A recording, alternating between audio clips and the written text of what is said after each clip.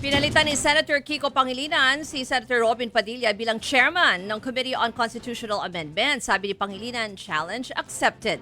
Tinitiyak daw niyang magiging transparent at makatao ang proseso sakaling mang talakayin ang tungkol sa pag-amyenda sa saligang batas. Kasabay niyan, muling pinag-uusapan ngayon ang charter change o CHATCHA.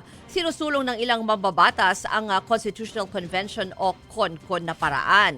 Yan ay para amyendahan ang mga umano'y malabong probisyon sa 1987 Constitution gaya ng salitang forthwith sa proseso ng impeachment.